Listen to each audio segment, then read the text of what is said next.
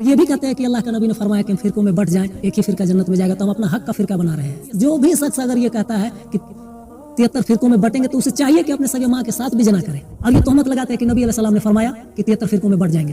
اعوذ باللہ من الشیطان الرجیم، بسم اللہ الرحمن الرحیم۔ واعتصموا بحبل اللہ جمیعا ولا تفرقوا، اللہ کی رسی کو مضبوطی سے پکڑو اور آپس میں مت بٹو۔ یہ اللہ قرآن میں ہمیں کہہ رہا ہے، لیکن میں نے بہت جگہوں پر نمازیں ادا کی اور جامع ترمذی کی 2641 نمبر کا حدیث کو لوگ حوالہ دیتے ہیں اور اسی کا سہارا لیتے ہیں، اور یہ بھی کہتے ہیں کہ اللہ کا نبی نے فرمایا کہ ہم فرقوں میں بٹ جائیں ایک ہی فرقہ جنت میں جائے گا، تو ہم اپنا حق کا فرقہ بنا رہے ہیں۔ یہ ہم نے خود اپنی کانوں سے سنی اور آنکھوں سے دیکھا ہوں۔ اب یہ حدیث تک ٹھیک ہے، لیکن یہی حدیث میں کہا گیا ہے کہ اس امت میں بھی ایک کوئی شخص ایسا نکلے گا جو بنی اسرائیل میں اپنے ماں کے ساتھ جنا کیا ہوگا، تو یہ امت بھی اپنے ماں کے ساتھ اعلانیہ جنا کرے گی، لیکن اسے چھپا دیا جاتا ہے اور صرف کہتے ہیں کہ 72 فرقوں میں بٹیں، بنی اسرائیل میں 72 فرقوں میں بٹ گئے تو ہماری امت 73 فرقوں میں بٹیں گے، اتنا ہی بولتے ہیں، لیکن اس کے نیچے ہے وہ اپنے سگے ماں کے ساتھ اعلانیہ جنا کرے گا، لیکن اسے نہیں چھپا لیتے۔ لیکن جو بھی شخص اگر یہ کہتا ہے کہ 73 فرقوں میں بٹیں گے تو اسے چاہیے کہ اپنے سگے ماں کے ساتھ بھی جنا کرے، کیونکہ یہ حدیث بھی وہی ہے۔ اب غور کیجئے، قرآن کس پر نازل ہوا؟ نبی علیہ السلام پر۔ قرآن کو سب سے زیادہ کس نے سمجھا؟ نبی علیہ السلام نے، اور یہ تہمت لگاتے ہیں کہ نبی علیہ السلام نے فرمایا کہ 73 فرقوں میں بٹ جائیں گے، جبکہ قرآن میں کیا کہہ رہا ہے؟ سورہ ال عمران میں سورہ نمبر 3 آیت نمبر 103 میں وَاعْتَصِمُوا بِحَبْلِ اللَّهِ جَمِيعًا وَلَا تَفَرَّقُوا، اللہ کی رسی کو مضبوطی سے پکڑو اور آپس میں مت بٹو۔ پھر آگے چل کے سورہ انعام میں کیا کہہ رہا ہے؟ آیت نمبر 159 میں کہ اے نبی، جو کوئی اس دن میں گرو ہو گیا، ٹکڑے ٹکڑے کر لیے ہیں، آپ کا ان سے کوئی لینا دینا نہیں، اللہ ان سے حساب کرے گا۔ قرآن یہاں تک آ کے کہہ رہا ہے کہ جنہوں نے گروہ میں تقسیم کر لیا اس دن کو، اے نبی آپ کا کوئی لینا دینا نہیں ہے۔ آگے چلتے ہیں سورہ انفال میں،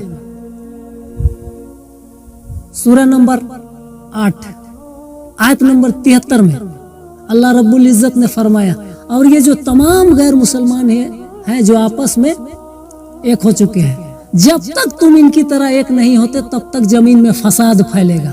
یہاں بھی اللہ نے اشارہ دیا کہ تم ایک ہی رہنا ہے۔ سورہ انعام میں اللہ نے کہا کہ گروہ میں مت کرو، ال عمران میں کہا کہ اللہ کی رسی کو مضبوطی سے پکڑو۔ قرآن میں اللہ حکم دے رہا ہے کہ تم آپس میں ایک رہو، اور جس پر قرآن نازل ہوا، جنہوں نے قرآن کو سب سے زیادہ سمجھا، ان پر یہ تہمت لگاتے ہیں کہ فرقے بن جاؤ۔ تو کیا اللہ کے نبی نعوذ باللہ، اللہ کا نبی نے یہ حکم دیا کہ تم فرقوں میں بٹ جاؤ؟ کیا اللہ کا نبی کو نعوذ باللہ قرآن سمجھ میں نہیں آیا؟ ان سب سے بڑھ کر اور چلتے ہیں صحیح مسلم حدیث نمبر 7258، اللہ کا نبی نے فرمایا کہ اللہ میری امت کو کبھی قحط سالی سے مت مارنا، اے اللہ اس امت کو پر غیر مسلمان کو مسلط مت کرنا۔ اللہ نے کہا اے نبی، جو اللہ فیصلہ کر چکا وہ بدلتا نہیں، اللہ کا فیصلہ کبھی بھی نہیں بدلتا، لیکن اے نبی آپ کی دعا بھی قبول کی جا رہی ہے۔ اللہ کا نبی نے تیسرے میں فرمایا کہ اللہ ہماری امت آپس میں قتل و غارت نہ کرے، ایک دوسرے کو قیدی نہ بنا۔ اللہ نے کہا کہ میں نے فیصلہ کر دیا، یہ بدل نہیں سکتا۔ اللہ کہہ رہا ہے نبی آپ کی بھی دعا قبول کی جائے گی اور میرا بھی فیصلہ نہیں بدلے گا۔ اب اس کا اپائے کیا ہے؟ اللہ رب العزت نے فرمایا کہ اے نبی اس امت کا جو آپ دعا مانگے اس کو قبول کروانا اس امت کے ہاتھ میں ہے۔ اگر یہ چاہے تو آپ کی دعا قبول کروا سکتے اور چاہے تو رد کروا سکتے۔ یہ تمام امت کے پیچھے ہے کہ ہم چاہے تو نبی کی دعا کو قبول کروائیں یا تو رد کروائیں، کیونکہ اللہ نے ہم پر اختیار دیا کہ اگر تب تک اللہ تعالیٰ غیر مسلمان کو ہم پر مسلط نہیں کرے گا یا قحط سالی نہیں کرے گا، اسی وقت تک جب تک ہم ایک دوسرے کو آپس میں قتل و غارت نہ کریں اور قیدی نہ بنائیں۔ اگر یہ سب ہم کریں گے تو ہم پر غیر مسلمان मुसलमान को भी अल्लाह मुसल्लत करेगा और कहत साली से भी हमें मारेगा। तो कुल मिला के अल्लाह का नबी जिस तरह कहे है कि बनी इसराइल 72 फिरकों में बट गया था, हमारी उम्मत 73 फिरकों में बटेगी, ये जामे तिरमिजी की हदीस तमाम उसूल मुहद्दिसीन के नज़दीक ज़ईफ हदीस है, लेकिन ये सही हदीस है सुनन अबू दाऊद में हदीस नंबर 4597। उसमें फिरका का नाम आया अल-जमा। अल-जमा फिरका किधर है कोई अल-जमा फिरका? और जो कहते हैं कि ये एक ही फिरका जाएगा, उस हदीस का क्या है कि अगर किसी भी इंसान ने सिद्दीक दिल से एक बार भी कलमा पढ़ा है, इनसे अल्लाह वो अपना फाटी खा के एक दिन जन्नत में जरूर जाएगा। फिरका का क्या है? फिरका माने क्या है? अलग हो जाना असल से। जैसे कि फिरका में कादियानी हो गया, नुसरिया हो गया, हुलहुलिया हो गया, ये सब फिरका है। लेकिन ये देवबंदी, बरेलवी, अहले हदीस ये लोग भी अपने आप को फिरका बना कर कहते हैं हम हक पे हैं। यही इसी तरीके से है जिस तरह अल्लाह के नबी ने फरमाया कि कुर्बे क़यामत में औरतें कपड़े पहनेंगी मगर नंगी होंगी। तो क्या कपड़े नंगे पहनाना शुरू कर दोगे अपने बाल बच्चों को?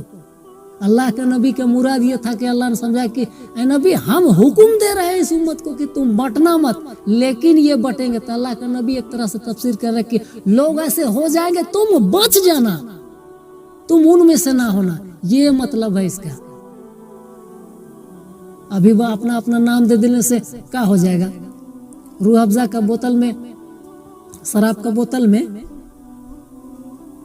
अगर ऊपर से रूह अफ़ज़ा का स्टिकर साट देने से क्या हो जाएगा? तो वैसा ही करता है लोग कि हमारा फिरका सही, मुस्लिम बनो। आज मुस्लिम कहने में हम लोग को शर्म आता है, फखर से कहते हैं हनफी है, देवबंदी है, बरेलवी है, अहले हदीस है, शिया है। लेकिन अल्लाह नाम दे रहा है कि तुम्हारा नाम ही मुसलमान है, तुमसे पहले भी नाम मुसलमान रखे, तर बाद तुम्हारा कुरान में भी नाम हमने मुसलमान रखा है। तो हमें फखर होना चाहिए कि हम मुसलमान हैं। ये इस हदीस का और कुरान में पूरा निचोड़ है। जो भी हमने हक बात कही अल्लाह उसे हमारे दिलों में रासिक फरमा दे, और जो गलत बात जबान से निकली हो तो अल्लाह उसे हमें माफ़ कर दे और हमें सही रास्ते पर चलने की तौफीक अता फरमाए। व आखिर दावाना अल्हम्दुलिल्लाहि रब्बिल आलमीन। तेज तलवार से जिसकी तहरीर है और बिजली की मानिंद तकरीर है, दुश्मन दीन जिससे परेशान है।